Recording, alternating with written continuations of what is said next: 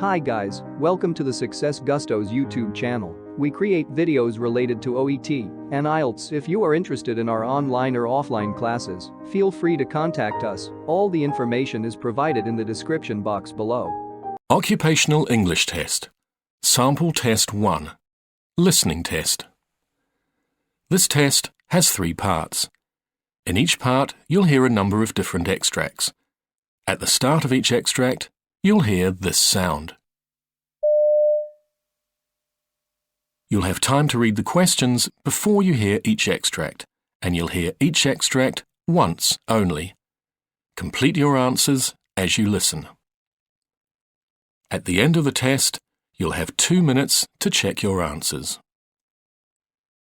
Part A. In this part of the test, you'll hear 2 different extracts. In each extract, a health professional is talking to a patient. For questions 1 to 24, complete the notes with information you hear. Now look at the notes for Extract 1. Extract 1. Questions 1 to 12. For questions 1 to 12, complete the notes with a word or short phrase. You now have 30 seconds to look at the notes.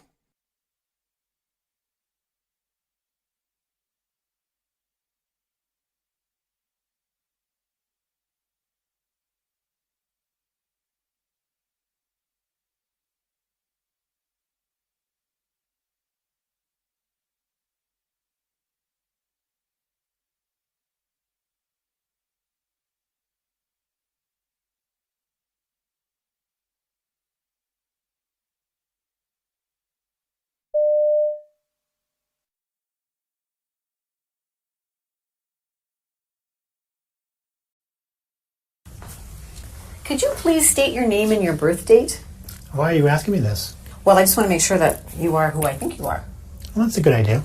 Ron Jones, December 15th, 1955. Okay, and this is really just a safety check just to make sure I've got the correct patient. And I do. My name is Sue, and I'm one of the nurses here. Pleased to meet you. Thank you. I'm going to just be asking you a few questions, a bit of a history, and I may be taking notes. It's just about that. So, what brings you to our clinic today? I've got a cough, but I've had a cough for a while now. This past week, it seems to be getting worse, and I'm coughing stuff up. Some stuff. Can you tell me about the stuff you're coughing up or the sputum you're bringing up? It seems yellowish, but maybe sometimes greenish looking. And how are you feeling generally overall? Well, I feel a bit tired all the time. Okay. Are you having any fever or chills? No. No? Are you on any medications? Yes, I had been taking some antibiotics. Okay. They didn't seem to do much, so I stopped taking them. Okay, well, I'm just going to give you a little information. Antibiotics work best when you take the whole dosage.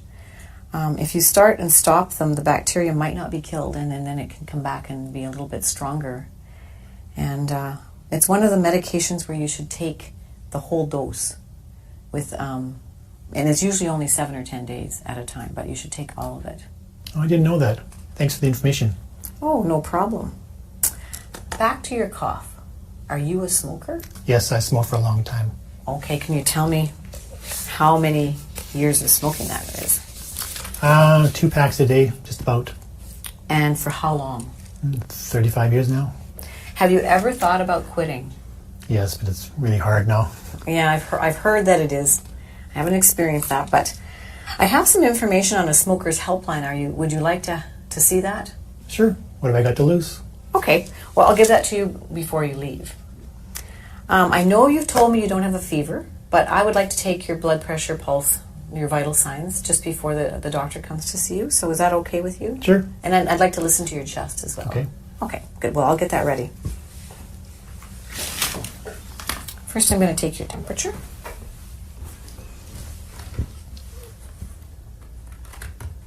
Okay. So just stick this under your tongue. I'll hold it because it's kind of heavy. Should be beeping in a minute.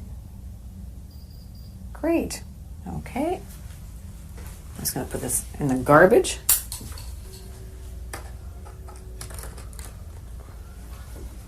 And I'm going to take your blood pressure. Now I need to climb up and grab this. You've had your blood pressure done before? Yes. Okay. So I need your arm. Just going to pull your...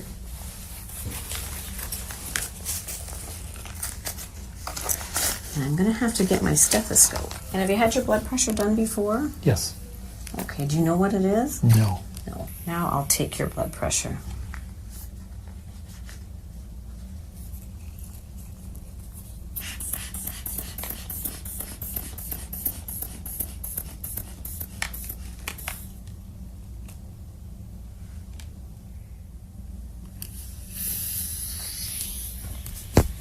Thank you.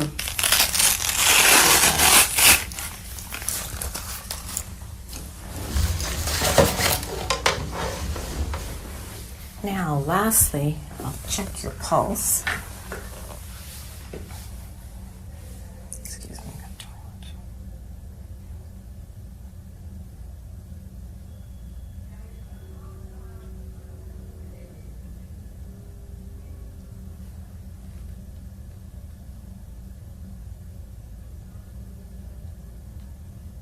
Okay, good. Thanks.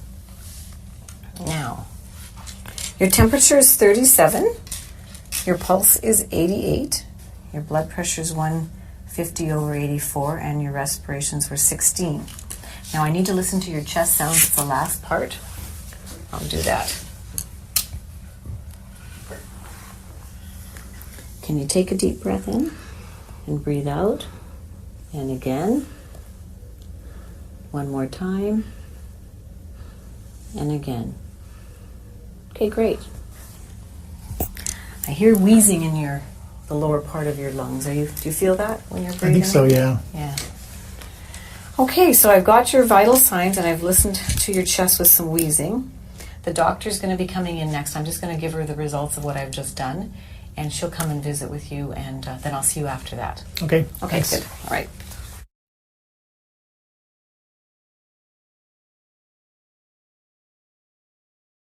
Okay, I'm back. The doctor has heard the very same things that I heard.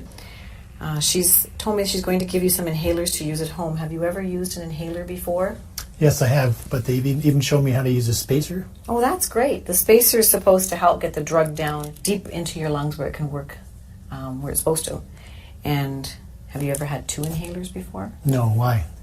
Well, they're 2 different drugs, and you need to know which one you should take first for the best medication usage for your body. So one of the inhalers opens the tubes in your respiratory lungs a little bit bigger, so it should be taken first.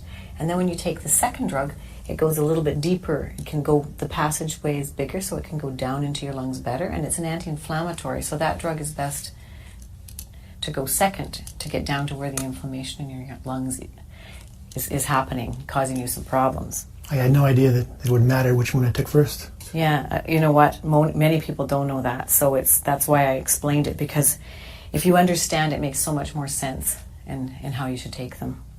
I learned a lot today, both about antibiotics and now inhalers. Yeah, good. I'm glad I could help with the information and anything. So what's next? Well, I think you can go home with your prescriptions. The doctor wants you to come back in about 10 days and take another course of antibiotics, but the whole dose. And 10 days later from now, you can make an appointment. So you can make the appointment today on your way out, and you'll be seen again then. Okay, thanks for everything. I'll see you next week. Oh yeah, can I get that helpline number? Oh, right, I did get it when I was out of the room, so here it is. It's for you, the helpline number, and you give them a call and see what happens. Okay, thanks. Okay, great. Bye. Bye-bye.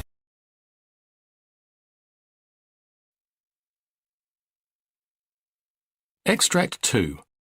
Questions 13 to 24.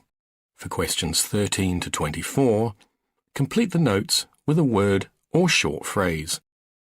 You now have 30 seconds to look at the notes.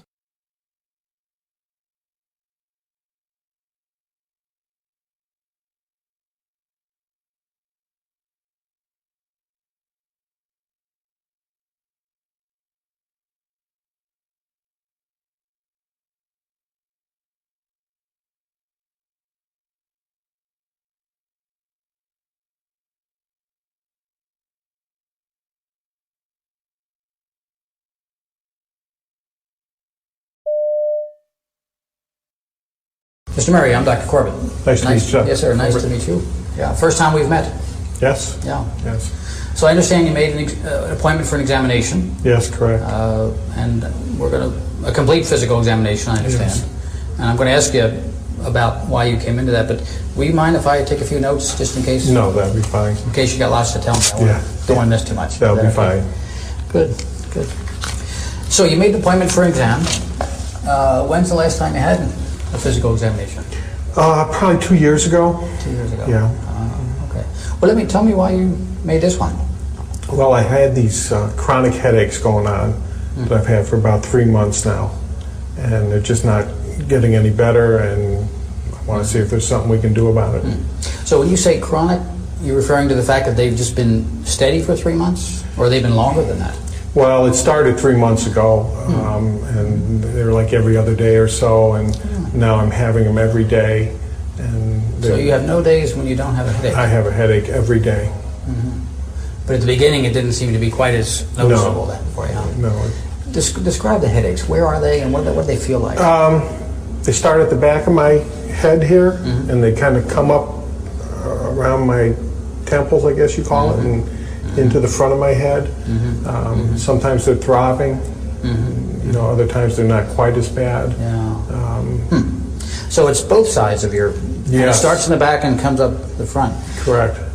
Do you have a headache all the time, or does it just come in episodes? Well, I have a headache all the time until I take something. I take Advil and Tylenol that seem to help it, and that eases it up. Is it ever gone? Is it always something there? There's always something there. I always know it's there. It's just the intensity of it. I see.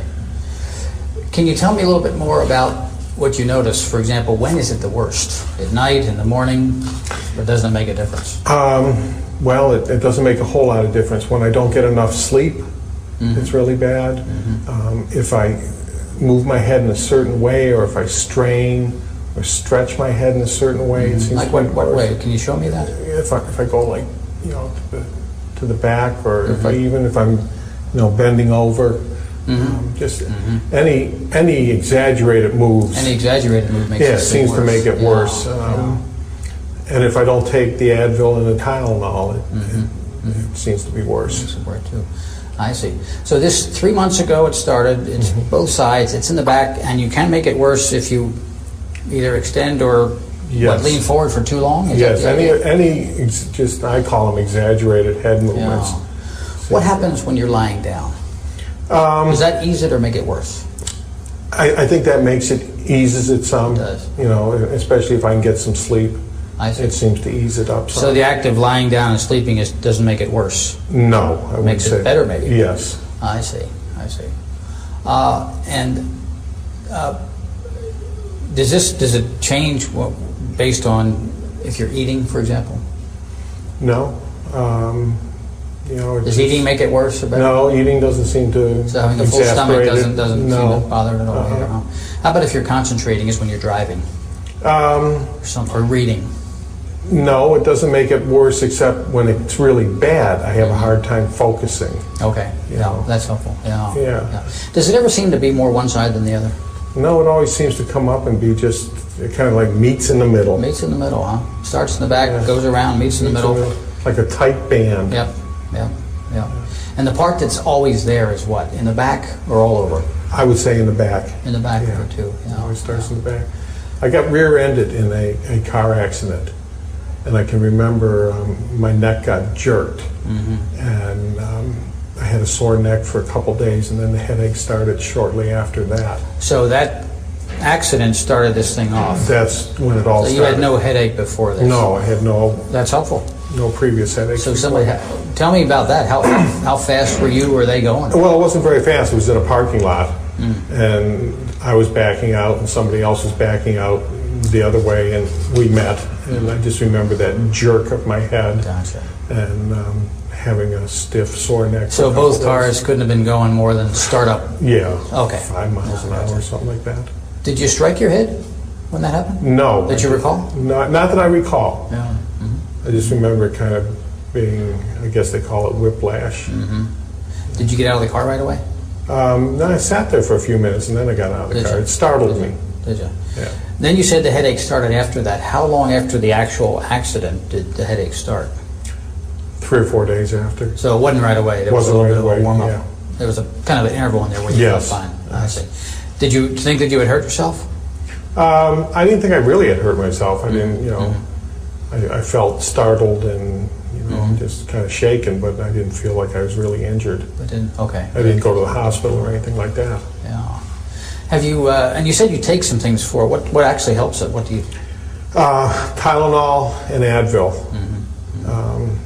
I take, I guess it's, How much do you take? I take a lot. I take 16 Advils, 4 tabs, 4 times a day, Wow. and I take, Self-prescribed? yes, 2 Tylenols 4 times a day. So I'm taking 8 Tylenol and 16. 24 pills a day. Wow. I take it you warmed up to that you weren't using Right. that. I started out I with see. less and it wasn't working, so I just I kept see. adding to it, and it does give me some relief. It's a lot of medication. It doesn't, yeah, it seems like too much. That's one Does of that- the reasons I came to see you. Good for you. Yeah. Does that mean it just keeps getting worse? The headaches just kept getting worse, and the severity of them, yes. Yeah. 'Cause that's a lot of medication. Yes. Before you had this accident, did you use those medications much, if at all? No, very seldom. No, never had to take that kind of thing with No. any regularity at all? No. Okay, okay. I need to know, too, what else do you experience? Anything else? Does this make your body feel different or painful or uncomfortable in any way? It makes you feel stressed. I feel stressful with it. I can't sleep well.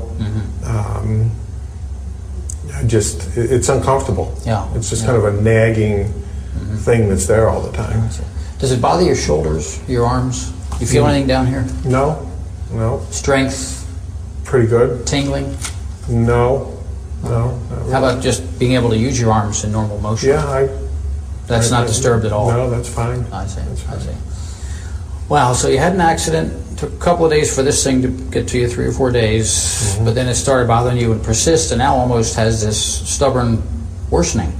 Is that what I'm... Daily. Daily. What kind of work do you do? I work in a car dealership. I'm a service manager. Oh, yeah. Yeah. So has this had an impact on your ability to just do your normal stuff? Well, again, it has in that it's uncomfortable. I feel stressed because of it. I'm able to do my job. I like my job. So you can do your work? Have you missed any days from work? I think I missed 2 days in the beginning, but I've been at work since then. I'm able to go to work, but I make sure I have my Advil and Tylenol with me. Other than that, I'm working. You sound like a great okay. employee to me. To work through this kind of thing is pretty difficult. Well, I like what I do. I work on vintage cars on the side. I see. Yeah. Yeah. So I Okay. try to make it. I have a sense of what you're telling me. What's your diagnosis? I don't know if I did something to my spinal column back there. I don't know what you guys call it, but something happened when I got hit, is what I think. A jerk did something.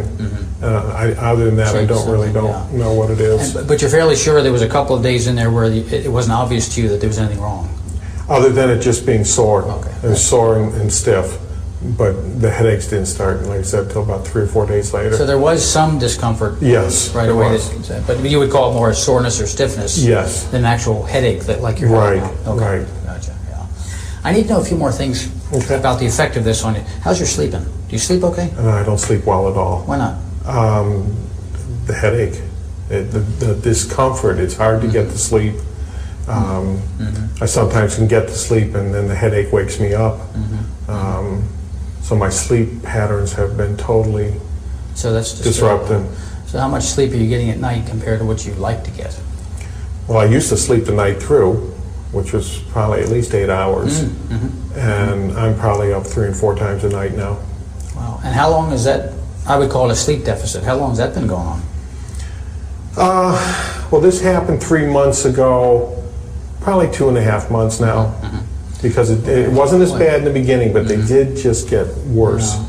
Did you consult with anybody else, or you've been just toughing this out on your own? I've just been Pretty toughing much. it out on my own and Yeah. trying to, hoping it will go away, but it's just getting worse. But you have been able to do your work, think, use your hands? Yes. Nothing disturbed in that way, huh? No. Gotcha. Anybody else know? Did your wife, are you married? Yes, I am. You've been talking to your wife about this? She certainly knows. Part B. In this part of the test, you'll hear 6 different extracts. In each extract, you'll hear people talking in a different healthcare setting. For questions 25 to 30, choose the answer A, B, or C, which fits best according to what you hear. You'll have time to read each question before you listen. Complete your answers as you listen. Now look at question 25. Now read the question.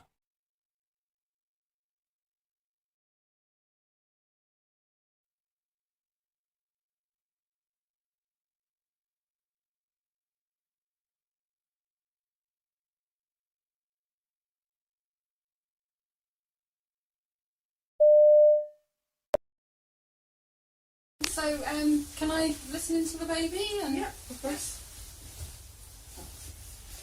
And are you managing to do any exercise at all? Not really. No. No. I go for walks some evenings, but not every evening. Well, walking's really good. Yeah. Yeah, and you can practice on your back and pop your hands down.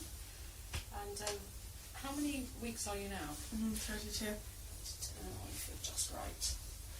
That's really good. So I'm just going to feel round your tummy. Did they do this at the hospital? No. No. Okay. So I feel the biggest part of the baby is the head. So you start feeling for the head or the bottom. The hardest parts are the bottom and the head. Okay. And then with my hands doing this gently, the baby's being moved in the fluid. Yeah. And I can feel, just go soft, sink into the, are you comfortable? Yeah. It's not easy with a camera on you, is it? And I can just feel the back of the baby, which is over on this side. Okay. And then this might, because I'm pressing down, so take a breath in. And as I press down, it might be a little bit uncomfortable. You breathe out, go. Oh, very good. And we'll do that again. And then breathe out. Okay. So the head's down. That's the bottom then we're feeling here. Okay. This bit here, because the widest part is down there, and there's plenty of space. Yeah.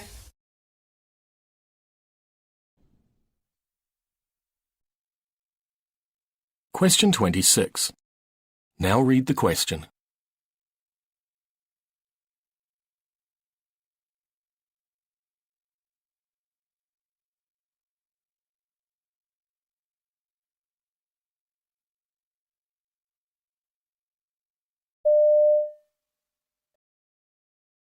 You know, nurses often play an integral role in all of our lives. They're the comforters and caregivers in the best and worst of times. And this week is National Nurses Week, by the way. And Perry has a very touching story of a nurse and her patient.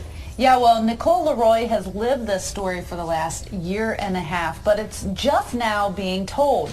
A stop inside the Little Clinic in the Hyde Park Kroger during her lunch hour one afternoon, and a chance meeting with the nurse working that day may have saved her life. This is a journey Nicole Leroy has been waiting a year and a half to take, back to see her nurse at the Little Clinic. Hi. Oh.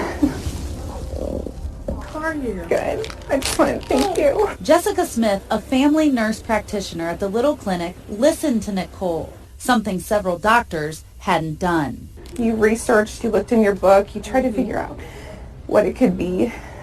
And a month later, I found out that I had cancer. Cancer, stage 2 Hodgkin's lymphoma. I'm 36 years old. I'm in the best shape of my life. You don't think it could happen to you. A diagnosis a year in the making. I'd been to a gynecologist, a dermatologist, primary care twice.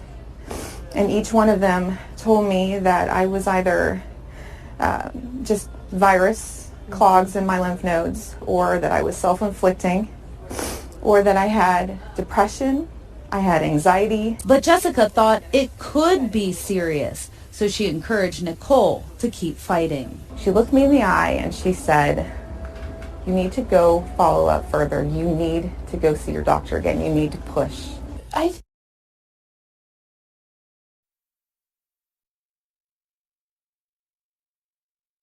Question 27. Now read the question.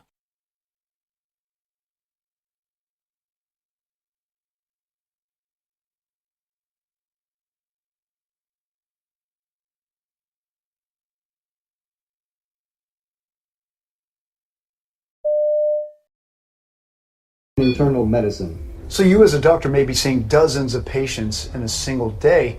How will a system like this affect your day? Well, I'm an emergency physician, so I work in an area where there's patients in rooms all around me. They all have questions. I can't tell you the number of times a day I see a patient limp out of a room and they want to know when lunch is coming. If we could get them the answers without them having to come out and search for someone to answer the question, it's a win for everybody.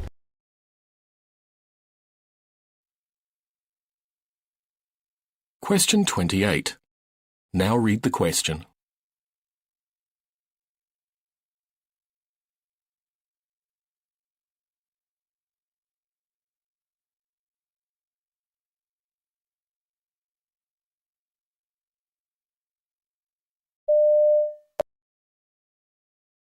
These devices are incredibly simple. There's just two buttons on it that you need to know about. The first one is the green one which says on and off, and that's the first step, stage 1, turn it on. Call emergency medical services now. It tells you exactly what to do. Remove all clothing from chest and stomach. Peel off the pad labelled 1. Now we've got the pads on the patient's chest. The next thing is the device will analyse the rhythm and recommend a shock if appropriate. Patient. Shock advised. Stand clear. Now it's asking me to press the button to give the shock. Shock delivered. So that's the shock delivered. Now what will happen is that you'll carry on doing CPR if appropriate, and the machine will go into a cycle then when it reanalyses and gives further shocks if need be. But all you need to do is just listen to what it's telling you. Begin CPR now.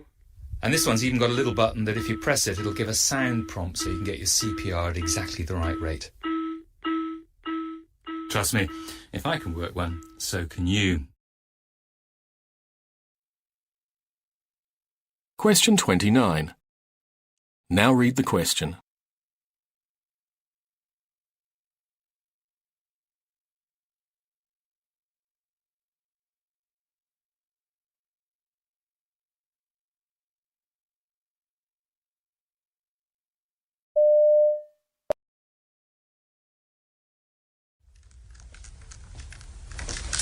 Excuse me, I'm a little chilly. Can I have that blanket, please?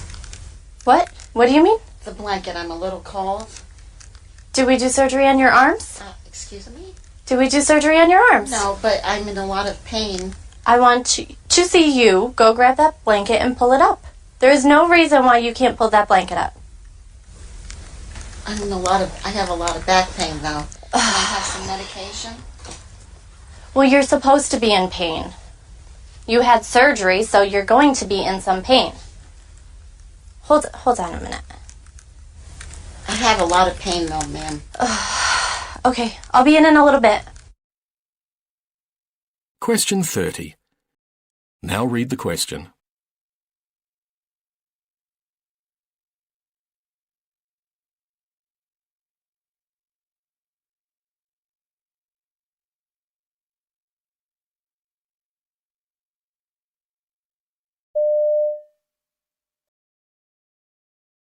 My name's Phil. I'm an instructor, and Holly's a student working with me.